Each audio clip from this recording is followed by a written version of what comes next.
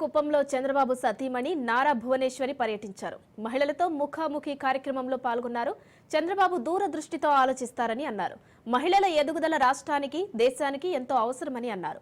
మహిళలు ఎప్పుడు ఉన్నత స్థితికి చేరుకుంటారో అప్పుడే సమాజం అన్ని విధాలుగా అభివృద్ధి చెందుతుందని నారా భువనేశ్వరి అన్నారు.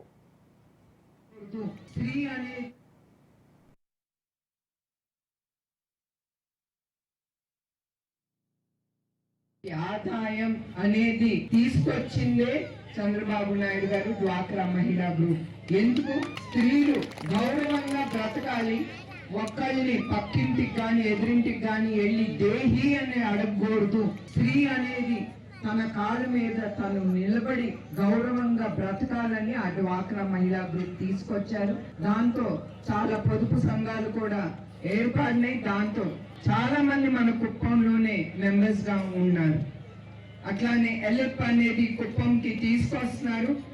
అది ఉమ్మడి ఆంధ్రప్రదేశ్ అప్పుడు చంద్రబాబు నాయుడు గారు ఆ ఎల్ఎఫ్ సంస్థ మహిళల కోసం అసోసియేషన్ ఆఫ్ లేడీస్ ఎంటర్‌ప్రెన్యూర్‌షిప్ అంటే ఆ ఎల్ఎఫ్ అనేది ఆ అసోసియేషన్ అనేది డ్వాక్రా మహిళా గ్రూప్ ఎట్లానో ఆ అసోసియేషన్ మహిళలకి వాళ్ళకి ఏది కావాలంటే అది ట్రైనింగ్ ఇచ్చి వాళ్ళతో చిన్న సంస్థ స్టార్ట్ చేపించి ఆ వచ్చిన డబ్బుతో రెట్టింపు పెంచుకుని సంతోషంగా ఉండాలి. నాకు తెలిసి చాలా మంది ఎలిప్లో వాళ్ళందరినీ నేను కలిశాను.